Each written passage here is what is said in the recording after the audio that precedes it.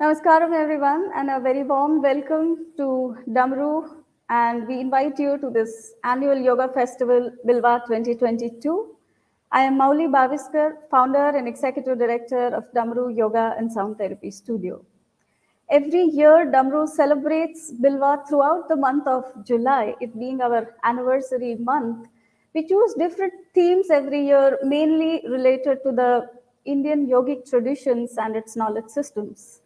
We invite scholars from across the globe to share their knowledge with us. So last year, Bilva's theme was cultural appropriation of yoga and the necessity to embrace the inherent Indianness in the yogic tradition.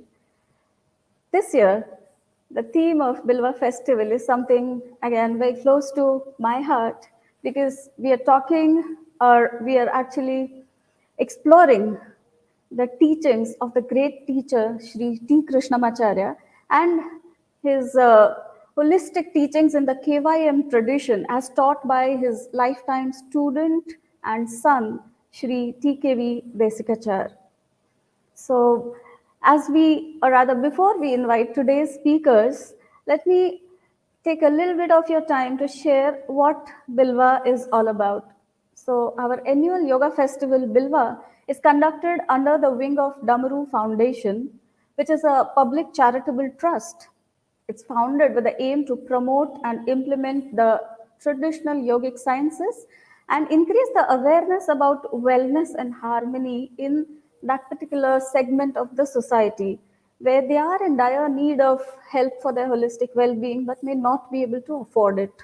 So if you wish to contribute and support our efforts, then consider contributing to the Damaru Foundation. You can find the link to the payment options in the description box below. And your contributions will help us together to support more such people and at the same time bringing more such valuable content and scholarly speakers from across the globe and share their knowledge with us.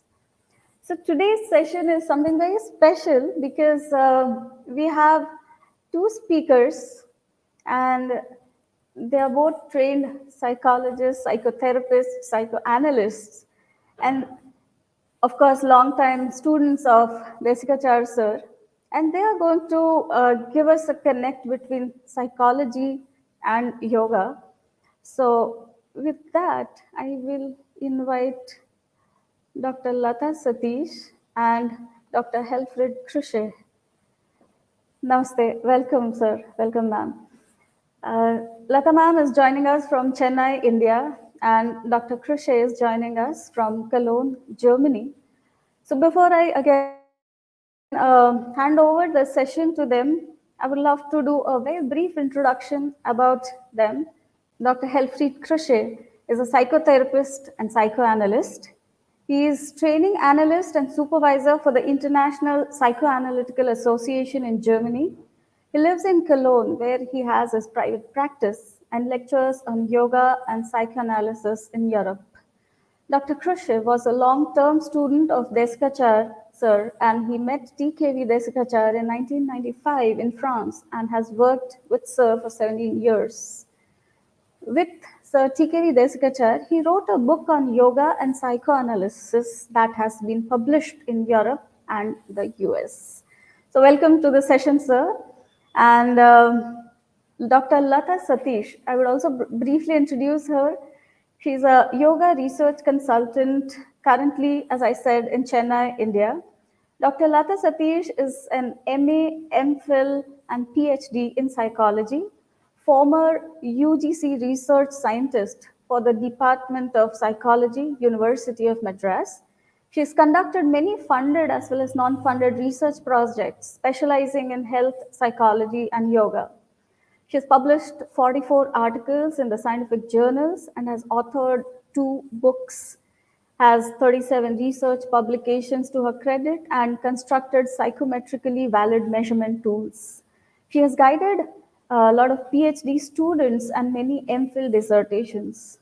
Currently, she is an active research consultant to many projects and co-guiding research projects.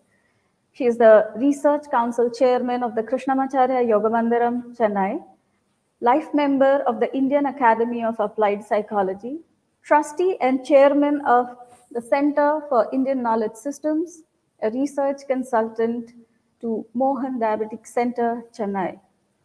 Now coming to her yogic background, she started practicing yoga at the age of 16 and later, under the guidance of Sri T Krishnamacharya from 1982, learned yoga and related texts from Sri Desikachar and has been associated with therapy training and research work at Krishnamacharya Yoga Mandiram, currently teaching yoga texts and providing yoga therapy consultations at KYM, and also supervising research activities at the institute.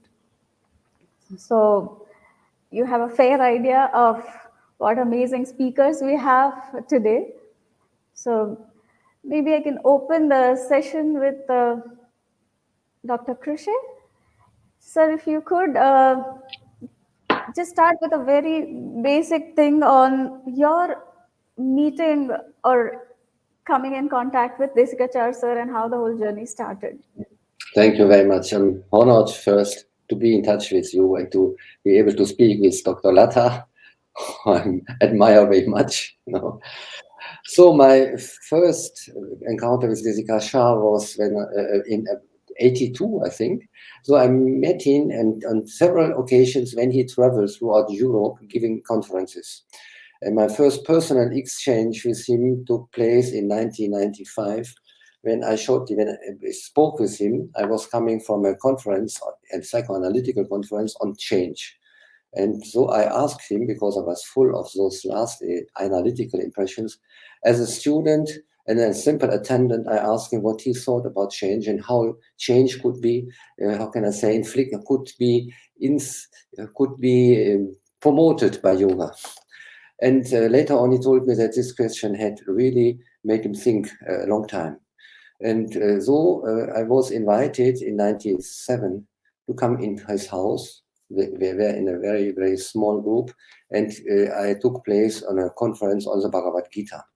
And from then on, he invited me to come and see him.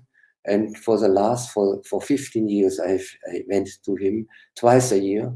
So every year, I can say I traveled 40,000 kilometers for 15 years to see him. And I tell you this because he always said to me, yoga is a special relationship. And the change needs a thing like a chariot. There must be effort and there must be a relationship. And for me, it was a big effort. And to him, I think there was a relationship that built up and gained momentum, if I may say this. So during those 15 years, I was in regular contact with him. My whole life changed. And he once told me when he saw his father as a yoga teacher, he didn't take serious what he saw. He was not very convinced by yoga until he remarked that what his father was doing worked really out and changed the people coming to see him, mainly Westerners, people from the US. And so he started thinking there must be something real in yoga. And for me, it is comparable perhaps, because in those 15 years, my whole life changed. So I started doing a scientific research. I did a PhD. I became a trainer in psychoanalysis. I bought a house I'm living in now, and I'm very happy with this house. I'm married. So the whole life took a dramatic change. And I want to say this because my relationship or his relationship with me had a very deep impact. And this is what Desikachar always, pointed out. The emphasis on yoga is relationship and change. And he said it is not a normal relationship, it is a heart-to-heart relationship. So there must be a deep interest from both sides, from the student and from the teacher. And this is what is written in the Yoga Sutra, the first sloka of the Yoga Sutra, Atta Yoga Anushasanam. So he told me it's the foundation, it's the basis of every further work on yoga. In such a way that he said to me, his father mentioned that if you are chanting the Yoga Sutra, you have to start with the first sutra. And if you chant the third sutra, you have to repeat the first sutra. So every sutra has to be preceded by the first sutra. because this is the foundation. And so he was able to establish something in me, with me, which gave me the basis for all those transformations. And for me, it was clear when I sent a fax, for instance, later, at the latest 10 or 12 hours later, I had an answer. When we had an appointment, I was here 10,000 kilometers away. When I saw him, he was there, 10 o'clock, always. He never missed a session, always. So this gave a kind of security and trust. And I had the feeling there is something real going on, which is precious and which works. So this was the basis of my relationship with him. But as you put, so the whole life changed after you met him. Yes, So yes, yesterday, I was talking to Mekhila, his daughter, and that's what we were also discussing, that there's something called transmission on versus transformation. yeah, So you transmit knowledge to a student is one thing, but as a teacher, you should be able to transform lives, and that's what Sir would do. that's it. And there must So be effort and there must be continuity. And there must be, how can I say, a kind of attitude. We will try, perhaps Dr. Latha and I, we will try to describe what kind of attitude it needs to become those things happen. But I must tell from the beginning, there was something more. He had something I would describe as mysterious.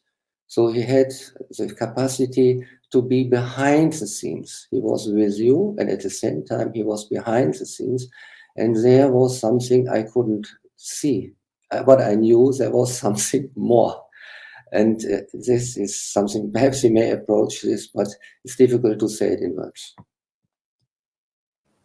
yeah. So, Lata ma'am, I would invite you to share your relationship with Sir and your background. How did you come in contact with him? Thank you, Mauli.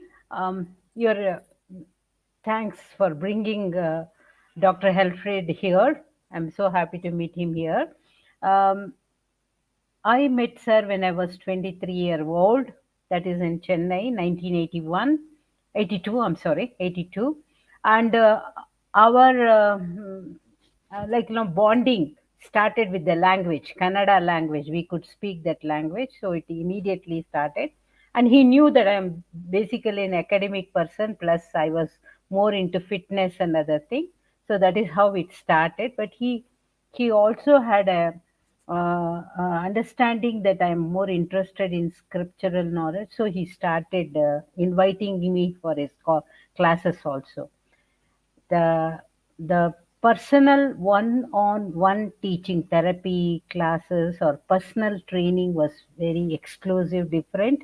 Like what are all the characteristics that we see, that Dr. Krushe has told has been there, that openness, humility, and making something out of you, that was there in him.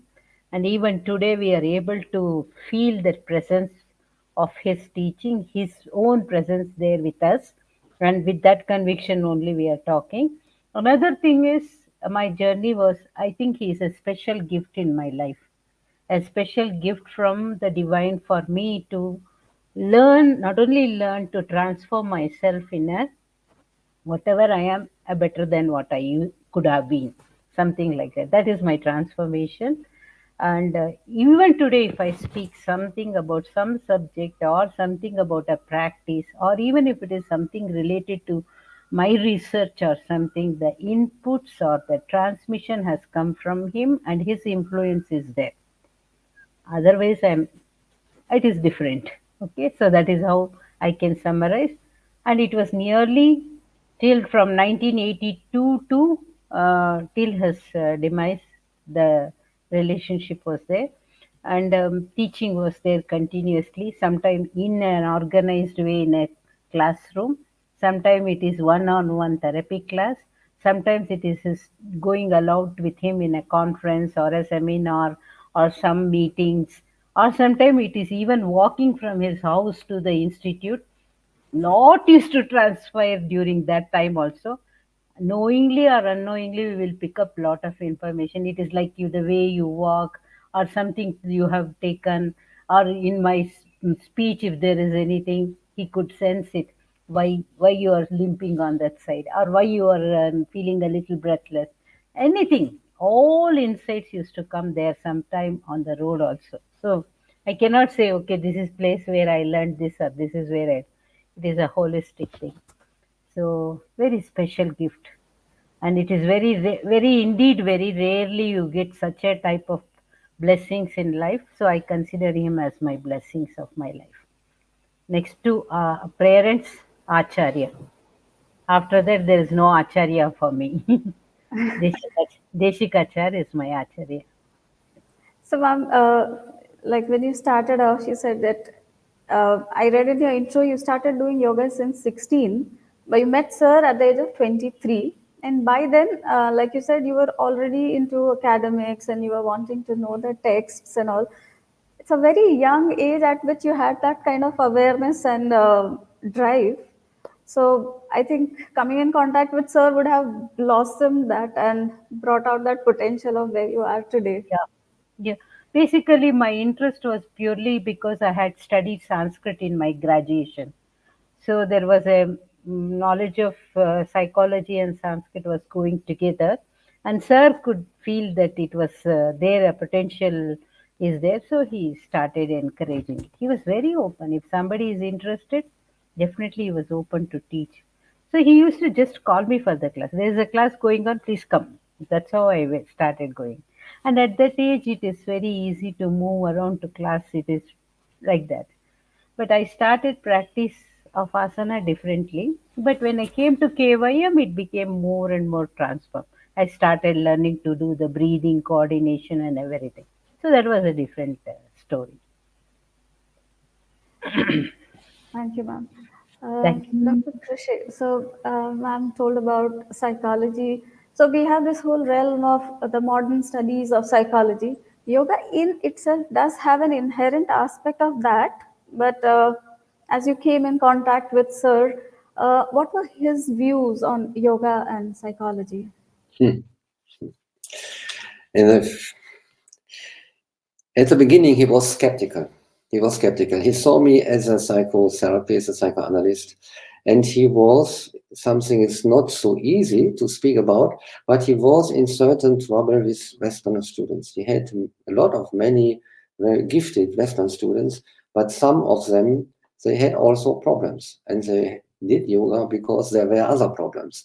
And Dizika Shah, as he is very, very bright, he felt that there was something which didn't go on as expected.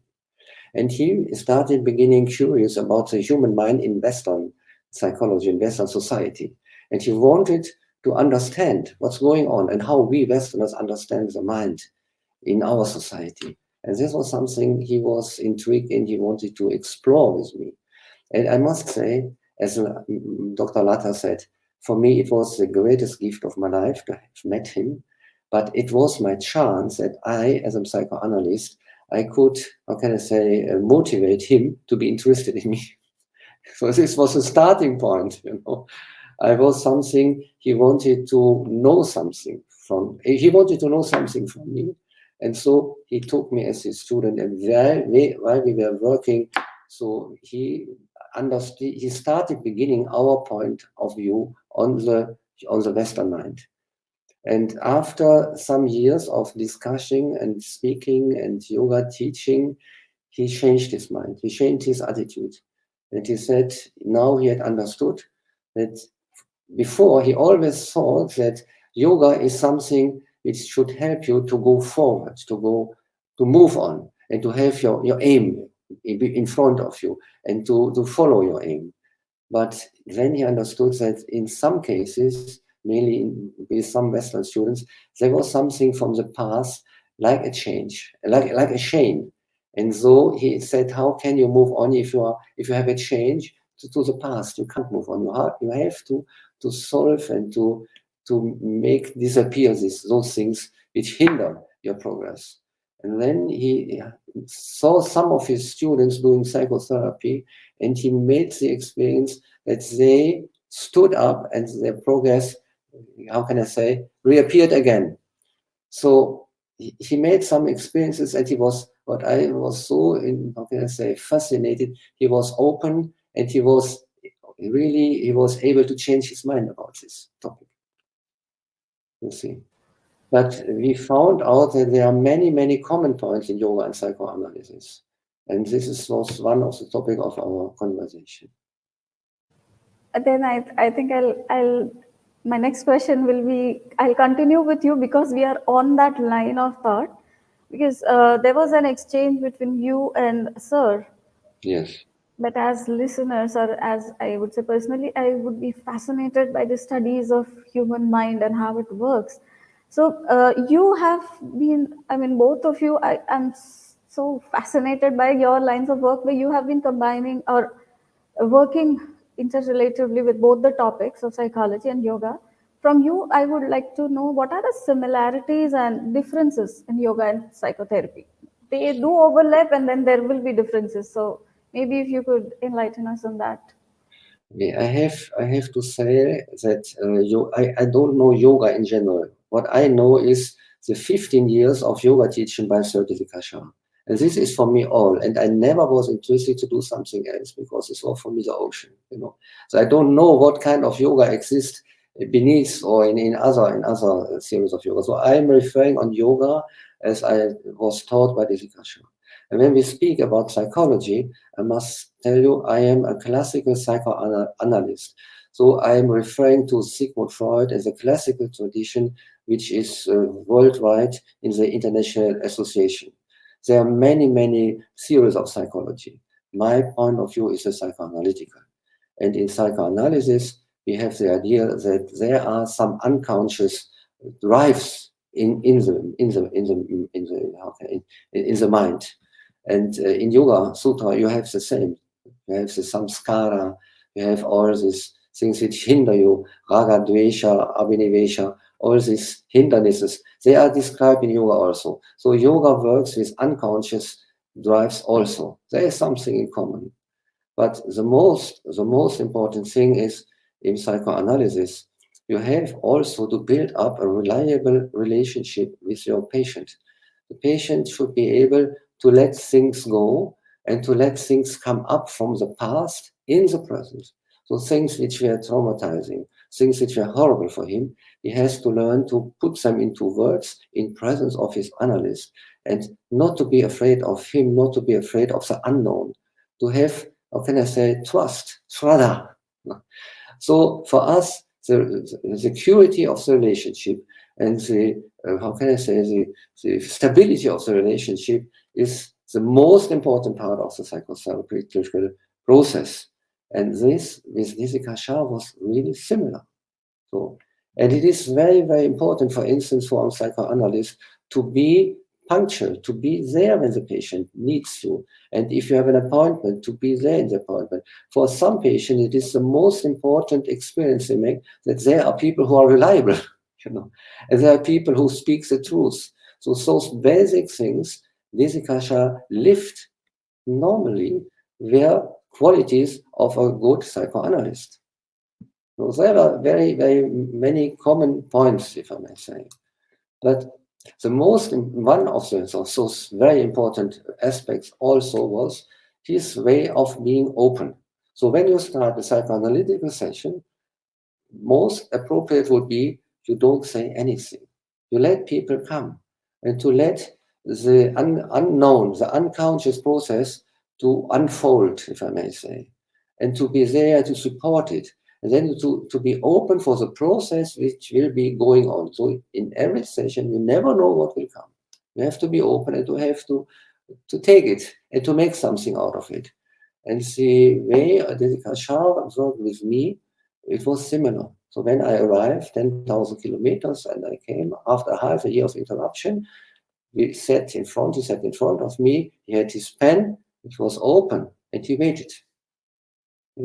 Then we did some chanting, and then something came up, a theme or something which interested me or a question. So, but he was never prepared. He was never that he tried to guide me towards something. He was waiting, open, and then he started the process. So he was very process oriented. And in psychoanalytical working, the process orientation is very, very important, because you need an openness so that the patient is able to develop. He has to develop. And where the development is going to, you never know. You have to be open to let him go. So there is also a kind of curiosity, because nor the psychoanalyst nor the patient know what will come up. And Shah, he was something like this. He was open and he was curious. And he never intruded in the process. So he let things go, and he had no aim to manipulate me in a certain direction. And this is what is going on in psychoanalysis also. So the frame, we call it in our analytical language. And I don't know how Shah would have called it. But when he was in contact with me, he was a yoga teacher. When we were walking on the street, he was always present as my yoga teacher. And I knew he was noticing how I'm walking, as Dr. Latha said, and he was making his impressions. He had some impressions, and he was trying to help me with this, what he was able to perceive. So he had always his standpoint of view, and he never lost his chair, if I may say. He was always sitting on the chair, on the stool of a yoga teacher. And I must say, he was not a superhuman. I knew that he had problems, his family issues also. And one day he said to me, "Would you like to sit on my chair? I am alone. I have nobody. Sometimes when I'm in trouble, I hear the voice of my father, and sometimes it helps. But it is very, very burden to be alone on this chair." And he was taking this burden, and it was very real. And this is something in psychoanalytical work you need also. You need the capacity to be alone. And you are not allowed to chat with your patients. So you have your colleagues, you have your supervisions, you have your theory, you can exchange, but not with your patients. For your patients, you have to be there. And that was the attitude I found in Shah also. So these were some very common things. But there are also differences. In yoga, for instance, you are related to your ancestors. You have a relationship with higher forces. You have a certain definition about consciousness, for instance. We in our world, we don't know this. How can I say, the term consciousness is very misunderstood in our society. In our society, consciousness is what you see now in the moment. But a consciousness which is all encompassing, which is active, and which is something we can't know, but which shows, which appears through other things. So this mysterious dimension of consciousness, we in our West, in scientific life, we don't know. And we have a certain, how can I say, restriction, a certain restraint towards those things. So there is a difference. In yoga, you have an active, dynamic consciousness. But we only have a very static consciousness. But we, in our Western world, we have the notion and we have a knowledge about a very, very active unconscious. And in yoga, this idea has not been developed. It has been used in a way that the yoga student has to identify with his teacher. And by identification, he may gain some capacities.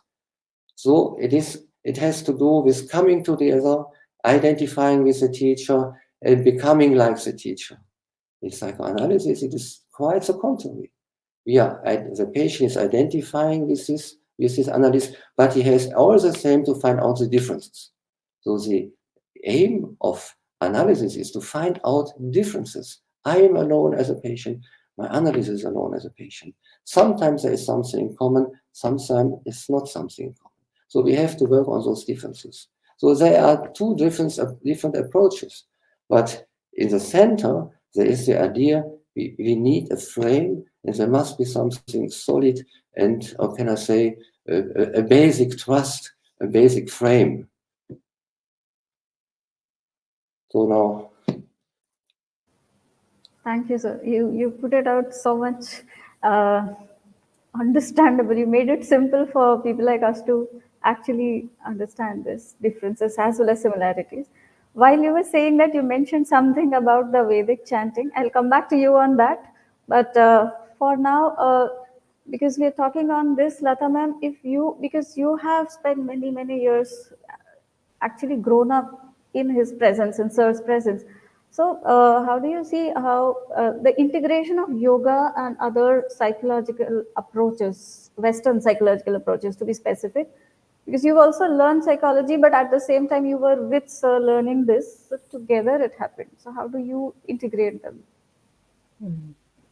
I I will answer your question after adding a little bit to what Dr. Krushe said. This evolution of accepting the psychoanalysis, as I have seen, like Sir was very skeptical in the beginning. So he used to often ask me, how can you people dig the past, and whatever you dig the past to, you may see unwanted things surfacing and you don't know how to handle it. So how do you manage? So he was quite aversive to that process of childhood experience coming up and all those things. So he was had a view, a little bit skeptical view about the psychoanalytic this thing. But later he told that there is a, you have to give a support system, and there should be a structure where the person can face that thing. So that is what he told. So I could see that evolution over a period of 10 years or something like that. And I knew that this sir was very, very open and interacting with so many of these scholars like Dr. Krushe. And he was telling that we should have samskara. If you don't place the samskara, proper positive samskara, so it will throw up. And then the surprise, anything can come up in your interaction with your client or a student or caretaker, and whatever comes up you have to be able to take it and accept it. That means your practice should be so strong that you can take it. Number one, that is one thing I have like when Dr. Krushe was telling, I could hear some of my own memories about these things coming up. That's why I'm sharing with you. Now the integration part of it, with all the differences and similarity which Dr. Krushe have put, the beautiful part of it is most of the time, trying to deal with the defenses is there, no? That is there. One of the major differences, the techniques of the practices of yoga, even it is chanting, is very strongly used as a support system for the person to sail through those uh, flow of the chitta. That is called as chitta nadi, which brings up lot of unwanted material or something which is anxiety provoking material. That is the time when you need these type of support system. That is one thing he was telling.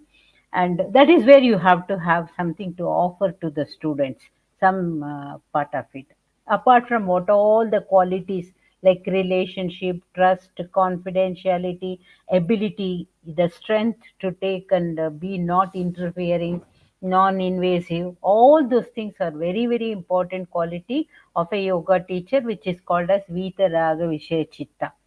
The chitta of a therapist should be equal to that of a Vita Raga. Vita Raga means one who is Vita, Vigataha Raga, Dvesha, Abhinivesha, Asmita, to an extent Avidya also. So the one who is free from that type of kleshas can take this. So that is what is the. So having said that, the integration question.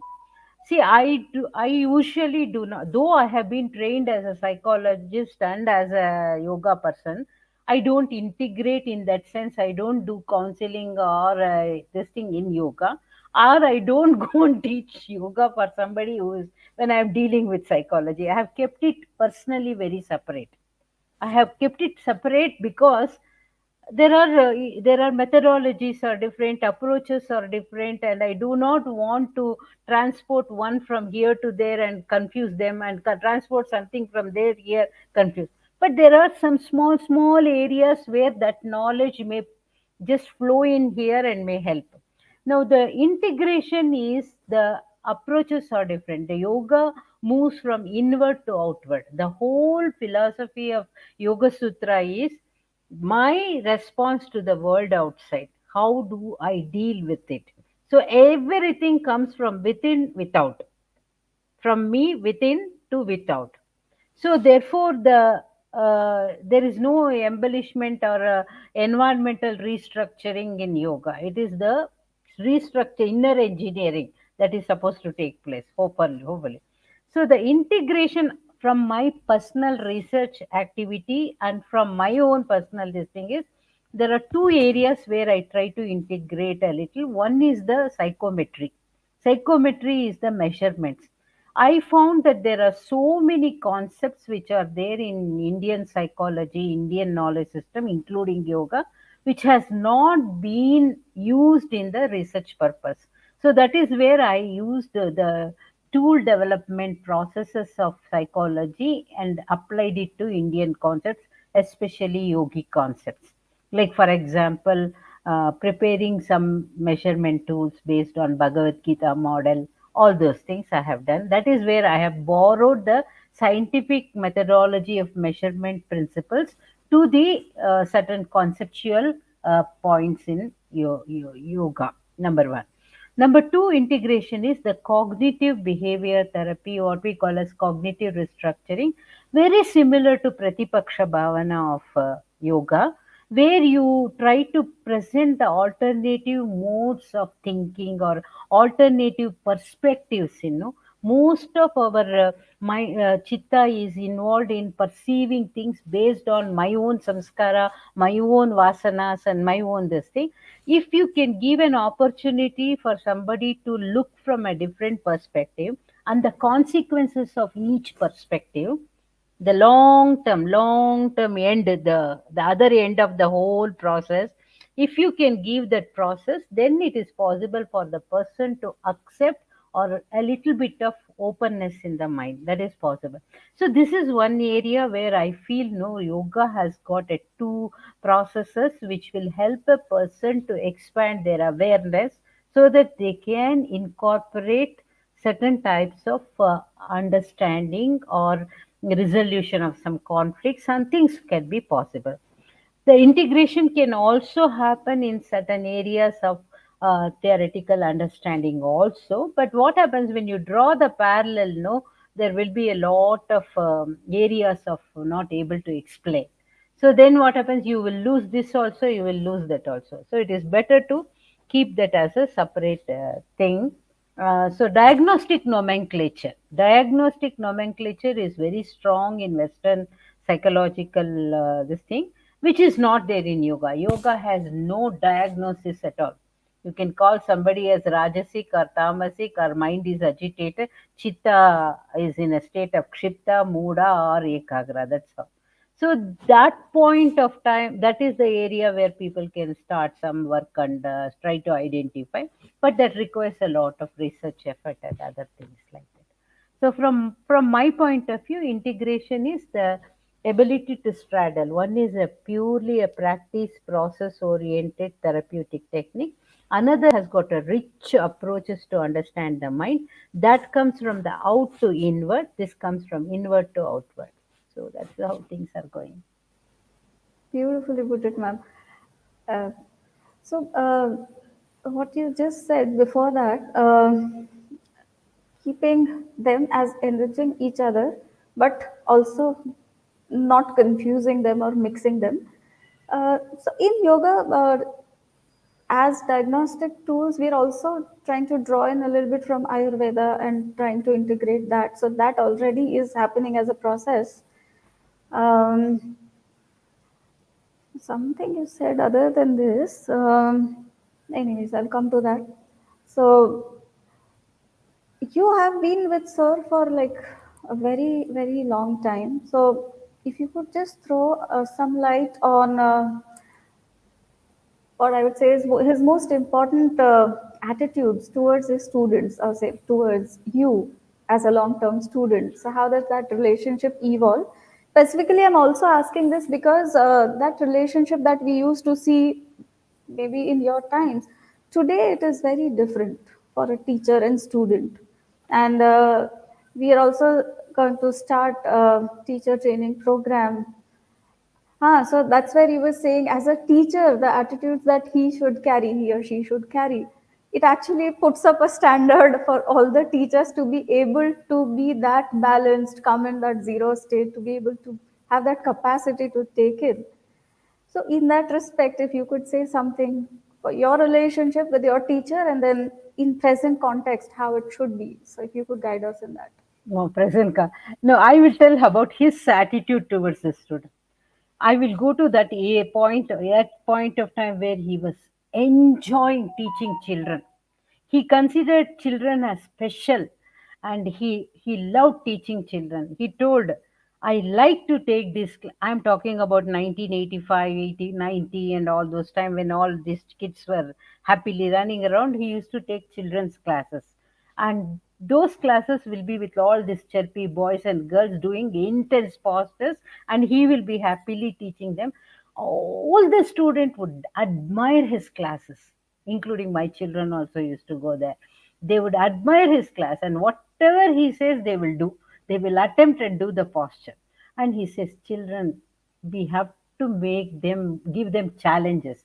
And he was giving lot of challenges in the postures to them, not doing some very tough posture, but linking postures and making them chant or making them do some recitation, numbers or something like that. He was very challenging, and he would be very very happy to do some innovative things for people with some special needs.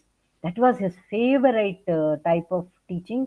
He, as a teacher, no, he wanted to solve the problem for the parents so that the child will be attempting to go to toilet, or he will be able to eat, swallow and something. I remember once we had children with very severe conditions where they could, one of the child could not eat anything, and the mother was so desperate what to do for this child, and the child liked only coffee. He said, go give coffee only, that's all. And imagine one year old boy drinking coffee. Sir said, give that. That is the nourishment for the child. That doesn't mean that every children should drink coffee, but he used to say that. I felt so, because we all felt like crying because the child is not able to eat or drink anything except something. The mother said, if we give some 1 or 2 spoons of coffee, the boy will take. Sir said, give that, because the body has accepted it. So something like that. So that is one thing. Children he nourished, and he wanted them to be growing and other things. So he gave them. Now with other students, no, with therapy students, he was very, very concerned and caring. And he told me, Latha, I will never refuse therapy because my father has told they are in need. Give them whatever they can do. That will help them. So he will never refuse therapy. So I used to be very careful for asking for any personal class after that, because his time is valuable. And his time is valuable, and I am trying to take an session from him, and somebody else is deprived. No, I never felt that was easy. But he had that care and concern. Anybody you ask for therapy, he will give.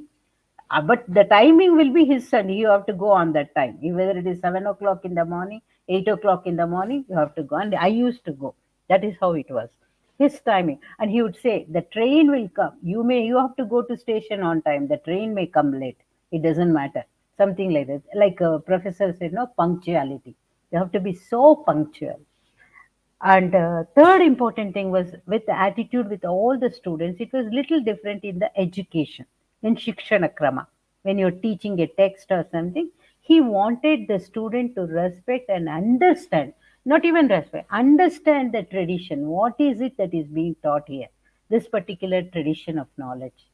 So if some student is comparing something or something, I used to say, why don't we do spend some time in understanding what this is told here, and then we can take up that. Like that, he would say something very mildly. So he had that ability to tell the people that we will look at this and then go to that later. So he wanted the students to respect and the tradition, and at the same time give him understand it clearly and absorb it and then reflect on it. Most of his time in the therapy class, his attitude was healing, comforting the student, and providing that relationship support and listening.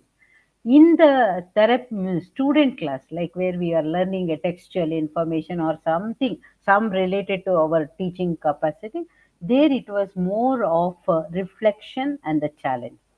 So I have seen so many times. I would think that I know the postures to be given, etc., and this is the course I will give. He will track it and ask me to do the whole thing again. And I will be, then he will ask me to do that, and I will find it very difficult. Then I will understand what are the mistakes I've done. So it was challenging and reflection, because he used to challenge you all the time. If you think you have understood something, you better be prepared. I am going to be there and check whether you are. So that is what his this thing, and that made us, all of us, very happy. Sometimes it used to make me cry also, because I am not getting the, my the way is not there. No, there is something else has come up. So that was there. And apart from that, that humanness was very high. Humanness, humility was there. He used to be very caring for people suffering. If somebody is suffering, no, he would say, what is it that I can do, so that that person's suffering will at least come down a little. It is not that I know everything, but there must be something that can be done, so that the person's suffering come down. That was the foremost thing in his therapy type of teaching. Thank you, ma'am. Thank you for sharing. It's That is why very he, interesting. that is why he could devise the processes of therapy so simple as one single chant, or so broad as a lot of ritual and other things also used to be there. It can be both way. Yeah, thank you. I've heard so much about him being very innovative in designing the therapeutic tools. Sometimes it could not be any of the asanas or pranayams or chant. It could be something very out of the box. And that's where he would use his magical wand or something. Uh, so yes, see, essentially, whether it is psychoanalysis, psychotherapy, or yoga therapy, the central point is therapy in terms of wellness for somebody. So we will do come back to that topic, but as I had asked, sir, I'll come back to Vedic chanting with him. Like you said, ma'am, there he would, sir would combine asanas with chanting and all. So. You had studied Sanskrit, or somebody who's from the Indian background would be, at least if they even know they we don't know Sanskrit, they're familiar to the words and all. So, Dr. Krushe, when you were introduced, so what would you say about Vedic chanting? And so I'll just couple up a couple of questions so you can give an integrated answer. That after you started practicing, experiencing, what is your take? What would you understand that? Is it necessary for the student to understand Sanskrit while chanting? And say, suppose somebody does not know the language and somebody knows the language, what is the difference you feel? Is there any effect, even if, so of the chanting, even if we doesn't know the language or the meaning? So I can't say anything. It is a question I would like to ask Dr. Latha.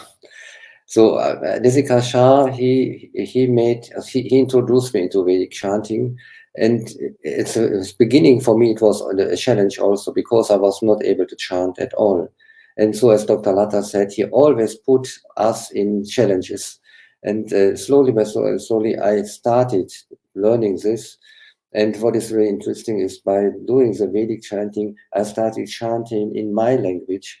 And finally, I became able to chant officially. And finally, I was even able to chant in a choir. And we made big concerts. So I became a chanter. And sometimes I was in big concert halls as a chanter, you know. So, but all this started by Jessica Shah's teaching me the Vedic chanting.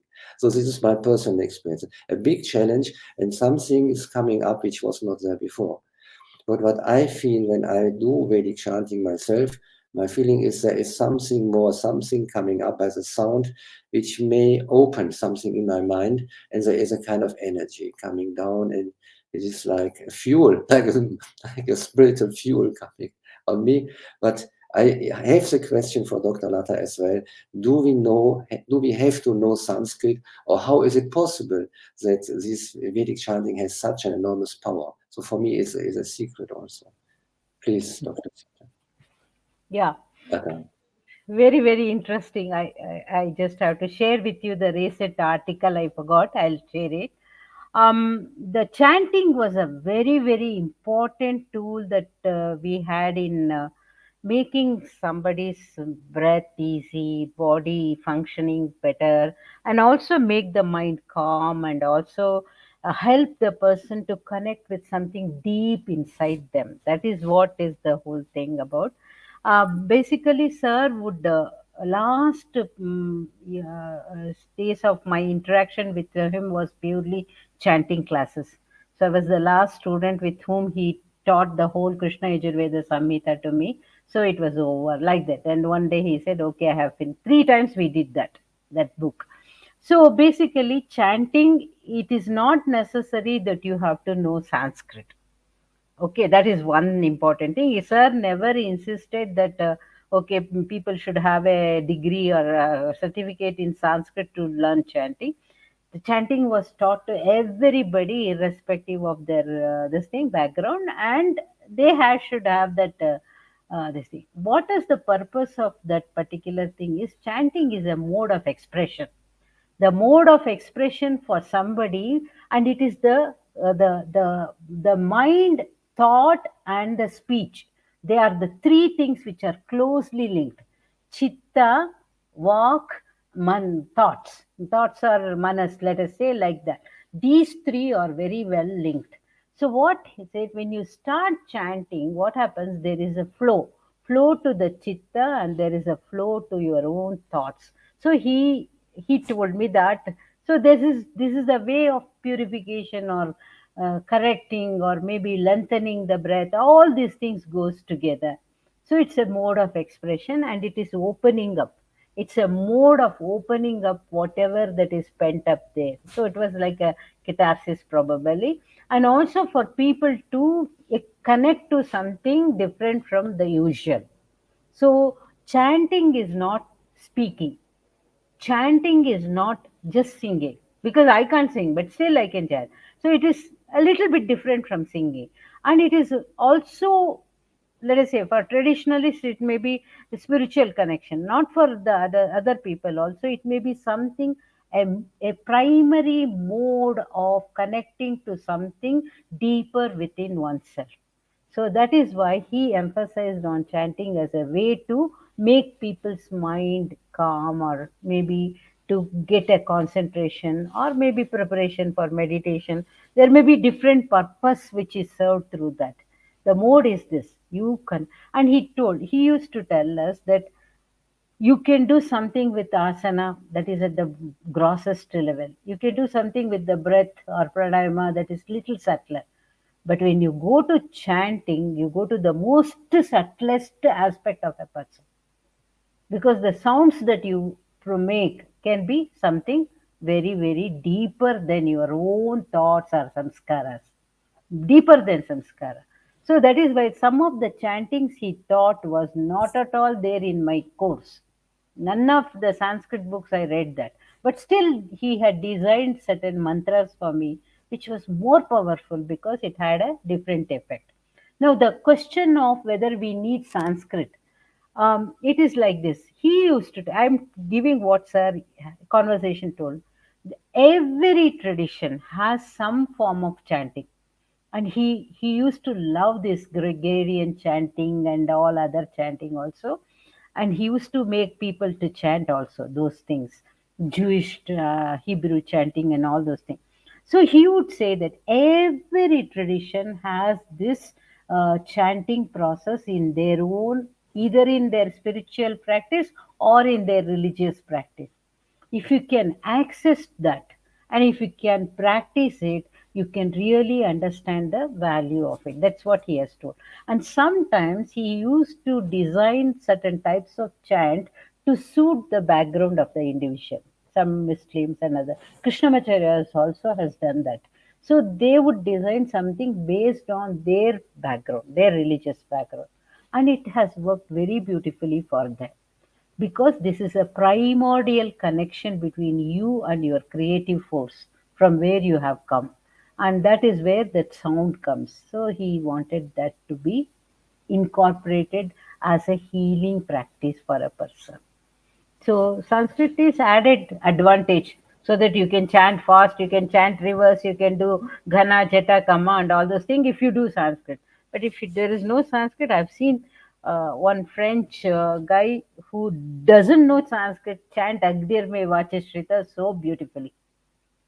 The resonance and the way they chant and the bhavana is so important. That's good for them. So then the meaning, where does that come into the play, or is it not important? Meaning is a part of your bhavana, and meaning is your part of your inquiry. That is where meaning becomes more important. So there is a layers and layers of chanting. The first layer of chanting is only purely for your breath to become stable, make your mind calm. The second layer is where you feel happy because you reach that core of yourself where you feel that you're connected with something. The third layer is jnana kanda, where you analyze, make an inquiry. Suppose you recite Om Namah Shivaya. If you say that, the Shiva concept, the meaning of it depends upon your background, what you have learned from your scripture, and what it generates for you. And that concept will come and the mind will go on those directions. So the meaning is another vehicle which one chooses later, not in the initial stage.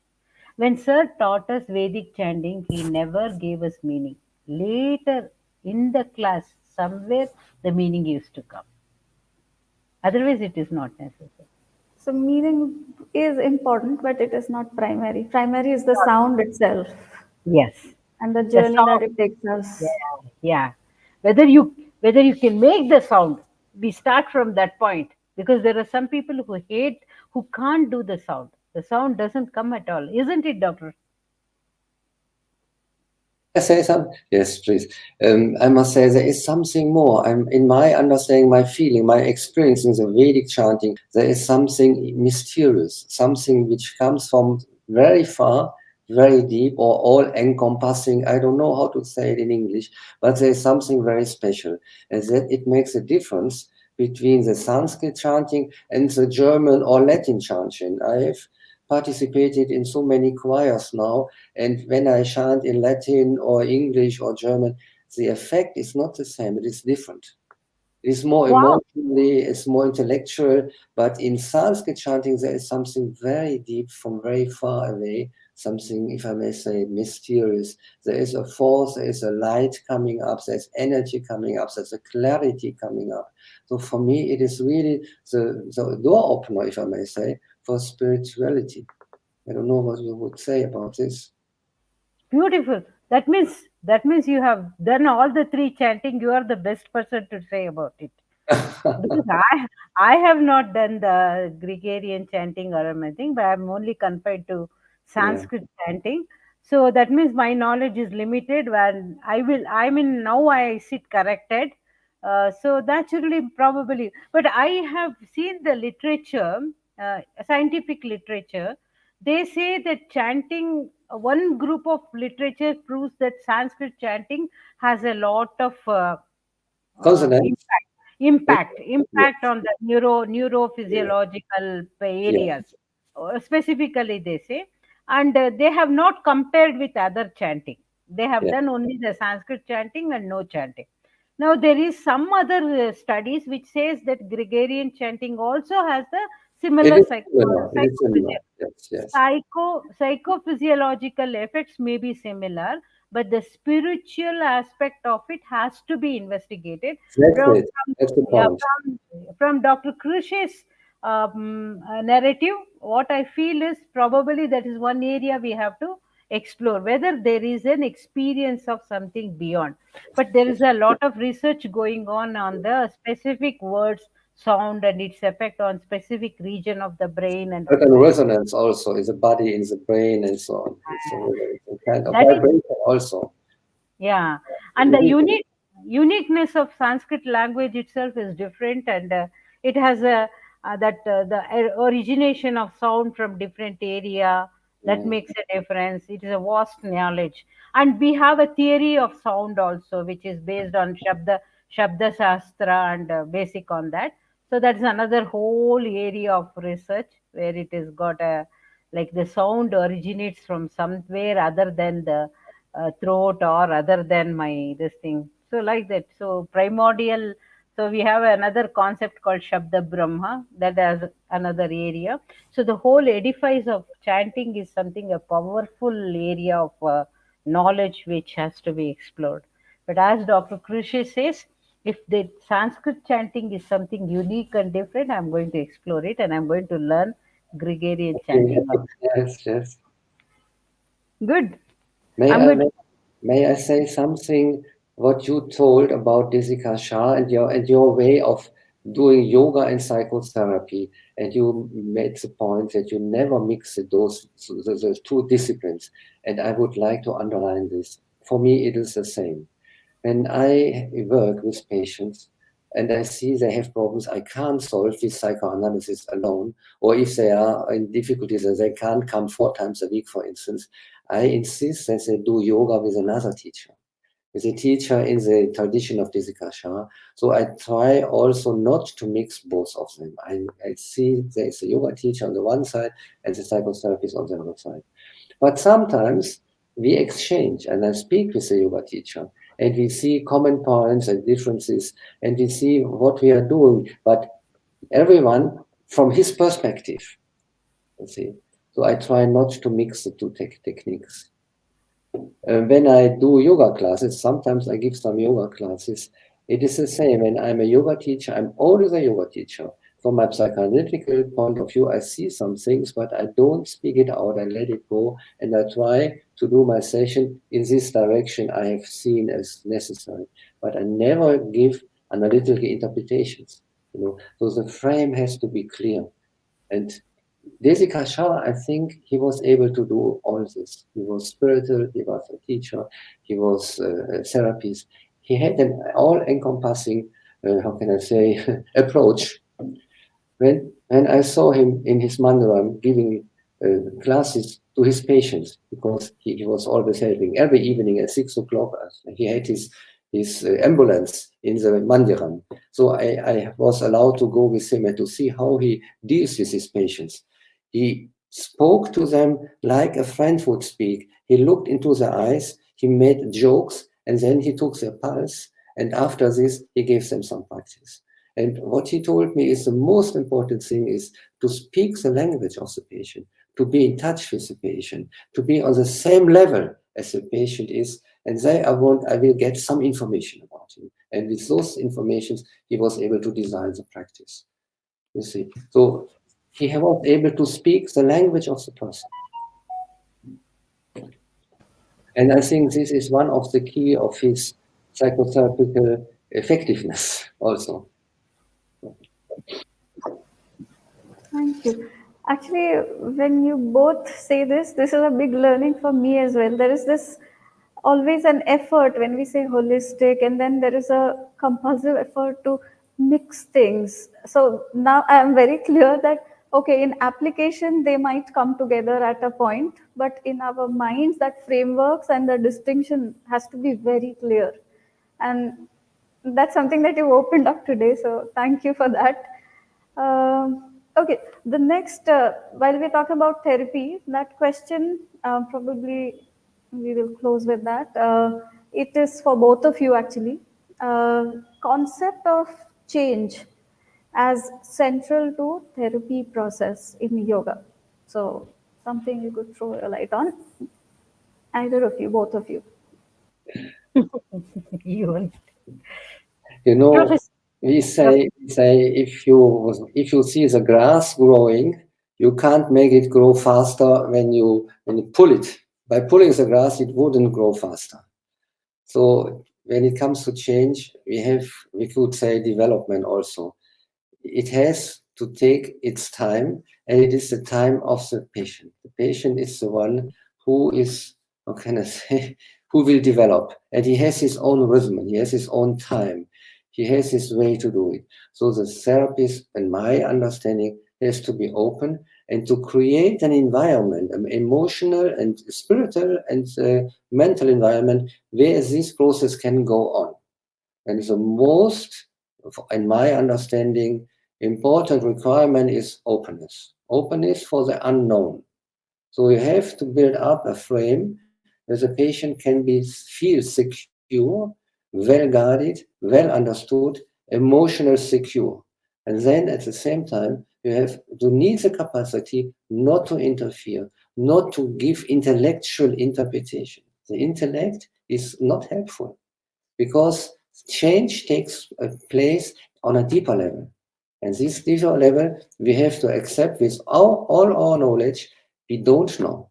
We have to be open for the unknown and letting things come up, and then afterwards only naming them and giving them an interpretation. This is, in my understanding, the big challenge for a therapist who wants change to take place. So for me, change comes from the innermost part of the self of the person. It is not something you can learn by adding something. No, it is you have to take away hindrances and things which how can I say, which hinder you to develop. So we have to create a space as open as possible and as secure as possible at the same time. So it is a process like nimitta. Nimitta in the Yoga Sutra. The nimitta is the one who takes away the burden and to let the water flow where it needs to go. And so the things will come up. Sometimes we have to change. Sometimes we have to see where problems are. We have to speak them about this. But the basic attitude should be, I don't know what will come up and I'm open for everything. Okay? So some people experience change faster, some people will experience it slower. Yeah. Everybody Yeah. will be at a different pace. Yeah. Does that happen that when that process is slower for somebody, there is a dependency that comes for the teacher? So how do you deal with that? Not making them dependent on us. Yes, yes. You know, we have to see in our analytical, psychoanalytical theory, we have the idea that the individual is always creating something, wanting something, needing something. So the patient, he will always do something with you in a fantasy. For them, you are the mother, you are the father, you are the uncle, you are perhaps a kind of a god, and he tries to get something from you. And you have to understand it and to speak with him in this perspective, but without being identified with his expectations. You know, there's always something coming from the past, and we have to give them those things a certain space. And then to understand for what use he does it, what is the fear behind it, what are the needs he has. So we have to deal with things coming up from childhood in the presence and to let them unfold without acting it out. This is our main tool. Interesting. The same, Ma'am, the the the the process of change in yoga point of view, because professor has beautifully explained, yoga point of view is parinama. Parinama is a change or a transformation. Chitta parinama. Chitta is going through a process of change.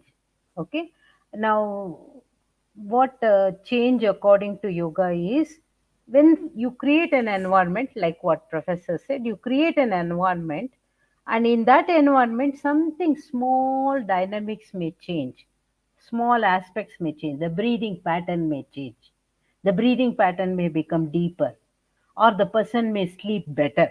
So these are all small things which get coils to the well-being of a person. So what sir used to say, I mean, from my teacher, what we have learned is Prakriti is always changing. It is always changing. The process of yoga is, as a facilitator, you are just standing there. Your presence itself sometimes may change for somebody. That was the capacity of Deshikacha. In his presence, people used to feel good, comfortable. But it doesn't happen to all the yoga teachers. Definitely not for me. So basically, the idea is what he is saying. You give that process or certain things to the aid of the person, and something will happen. And you don't lose the patience. You don't lose the patience stating, okay, I'm going to do this, I'm going to do this, so that he will be better, he will be better. You're going to confuse yourself and the other person also. So that part was not there. Sir used to say, let us see. So he would say, practice is given, the person is practicing. Let's wait and see. Or in his communication, it would be, I have a plan for you, and that plan would be some practice.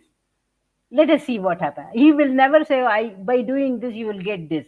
by doing this you will get this. There is nothing like that. So the change is, as people want something, that need to do something itself is a big motivation. That is what we call no pratignatam heyam dukkam pratignatam heyam. That is, are you, my God, I'm suffering, I have to get out of it. That itself is a big change for somebody, which is not usually we cannot do something about it.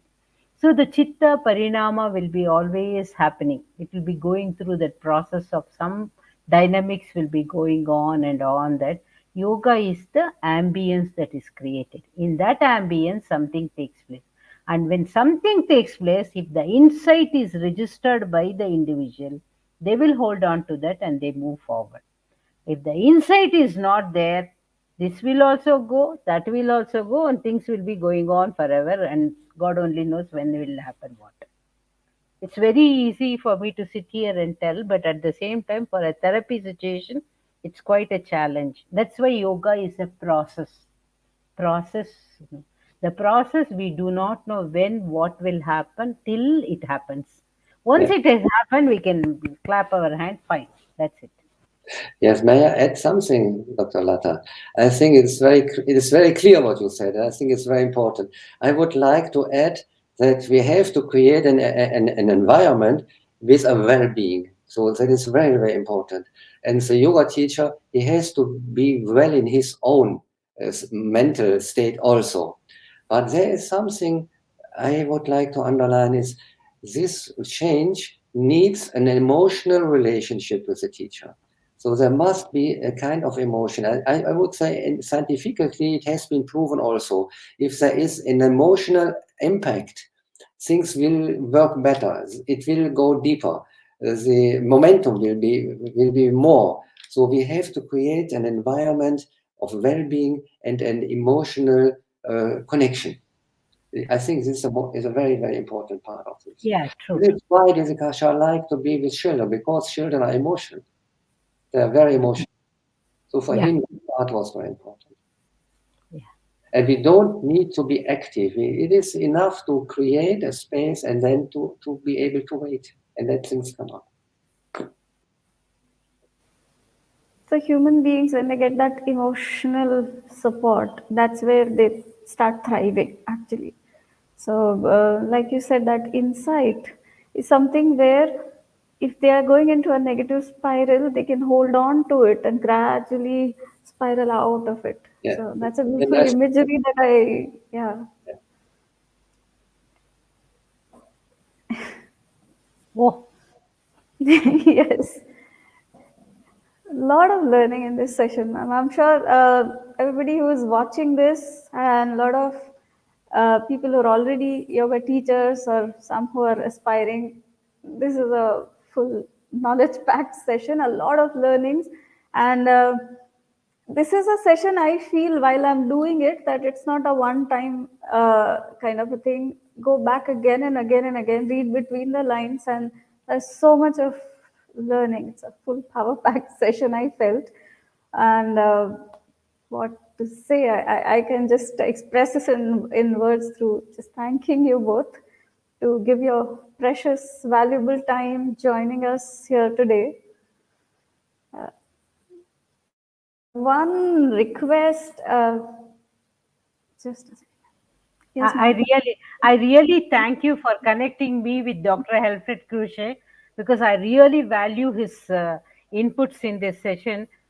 I feel I am really grateful to you because I learned a lot from you, Doctor. and I thank you very much, Dr. Latha. For me, it was a big honor to be in touch with you also. And I hope we will have some more occasions to speak. Sure, sure, sure. We will do. I'll be in touch with you. Yes, Mauli. Yes, Mauli. Yes, ma'am. So as we close the session today, uh, I would just request, sir, if you are okay, you can close it with a chant, if it is okay for you. Yeah. Thank I you. should start. Oh, Mahaha. Om Prim Arohanotarandivam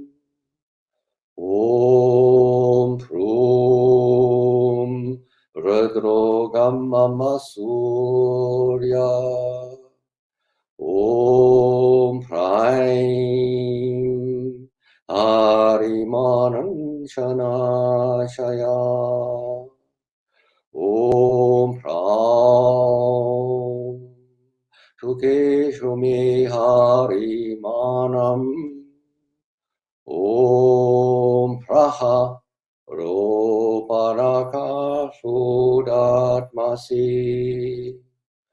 Om Pram Matohari Davesho Me Om Prim Arimanani Datmasi Om Prum Udagadayama Dityaha Om Hraim Vishvena Sahasa Saha Om Hram Vishantamama Randayane Om Praha Mu'aham Vishatoradan. Beautiful. So, as he chanted the mantras of the Surya, the sun, I would say we are actually closing this session with that invocation to let light spread around. So, thank you so much for choosing this chant. Thank you, sir. Thank you, ma'am. And thank you, everyone, for joining us. I'll take leave of you. Bye. Bye-bye.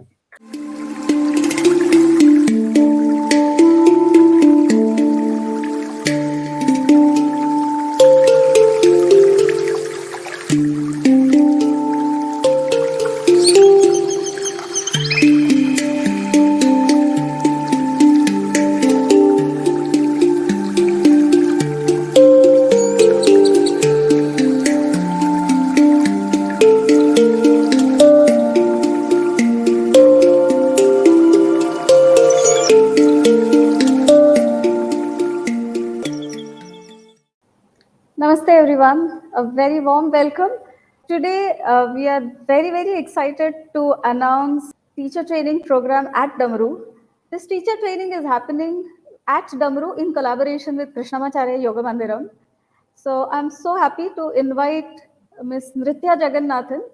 She is the director of 𝐀𝐸𝐴𝐻 Institute of Yoga Studies. And I just hand over to her because she's the best person to explain you what exactly we are getting into. Shri 𝐿 Namaha. Namaskaram. On this occasion of Damaru's anniversary, it gives me great joy to announce on behalf of the 𝐀𝐸𝐴𝐻 the upcoming Yoga Teacher Training Certificate Program offered by the Krishnamacharya Yoga Mandiram in collaboration with Damaru Studios, Ahmedabad. This is the first time that this very intensive teacher training course comes to the western part of India at Ahmedabad. As many of you may be well aware, the Krishnamacharya Yoga Mandiram is a world-renowned center founded by Sri T Krishnamacharya in 1976 as a tribute to his father, teacher, and legendary yogi Sri Krishnamacharya. Founded as primarily a center for yoga therapy, over the years, the 𝐀𝐸𝐴𝐻 also has acquired fairly solid reputation for its training programs, both in yoga studies as also healing chants, as these are fundamental even to the process of application of yoga tools. In this context, Krishnamacharya Yoga Mandiram and Damaru come together to offer you this 800-hour yoga teacher training program. 800 hours is inclusive of both the classroom and non-classroom hours, including personal study, project preparations, assignments, observation, internship, and so on. This program follows a syllabus that has been designed by the Academic Council of 𝐀𝐸𝐴𝐻, following very closely the guidelines laid down by Sri T Krishnamacharya when he first conceived this program. The syllabus includes a very deep study of the classical techniques of asana, classical techniques of pranayama, the theory of asana, the fundamental theoretical principles of asana, modifications of asanas to suit people of different capabilities, theory and practice of dhyanam, apart from which there is also certain associated study such as the history and evolution of yoga, a deep study of the Yoga Sutra of Patanjali covering all 4 chapters of the text, an exposure to other yoga literature such as the Hatha Yoga Pradipika, the Bhagavad Gita, the Yoga Rahasya and the Yoga Yajnavalkya Samhita. Apart from this, students will go through a study in certain allied subjects in every module of the training, fundamentals of anatomy and physiology, fundamentals of Ayurveda, and also an introduction to psychology. Apart from this, chanting of the Yoga Sutra will also be an integral part of the study modules. Now, this course requires, unlike many other short-term courses, is designed to run for a period of about 18 months in the hybrid mode. A big part of the learning will happen with teachers from the KYM teaching in person at Damaru Studio, Ahmedabad, with a portion of the subjects also being conducted online.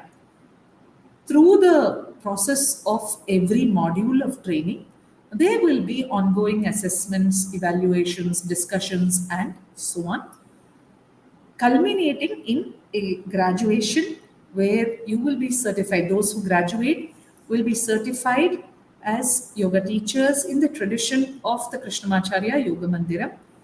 The Krishnamacharya Yoga Mandiram is one of the leading yoga institutes of India, recognized by the Yoga Certification Board under the Ministry of Ayush. And this level of training, this 800-hour teacher training course, will prepare students to be able to take the level 3 exam of the Yoga Certification Board. Also, this program is eligible to be recognized under the 500-hour Advanced Certificate Program of the Indian Yoga Association as well. And with these words, I would like to invite those of you who are interested in a deep, serious study of yoga philosophy, yoga psychology, its practice, and its application from a very reputed tradition, one that is known the world over, to go through this process, which not only helps you to qualify yourself as a yoga teacher, as a teacher of yoga from a very reputed tradition, it can also offer much by way of reflective food for thought, offering a way to reflect on, to understand various life processes, to understand how the mind works, and through this understanding, to integrate the philosophy into our living, so to effect an overall transformation in our lives itself. And here I speak for so many hundreds of students, both Indian and international, who have gone through this training and who have benefited greatly from the value that this program can bring to you both professionally and personally. For further details, please do reach out to Mauli Baviskar, who will be coordinating with us in running the course at Damaru. And with these words, I take your leave, and we look forward to having a very good registration for this program that the KYM is offering for the very first time at Ahmedabad. Thank you so much. Namaskar. Thank you, ma'am. Gujarat welcomes the Krishnamacharya Yoga Mandiram. The privilege is ours.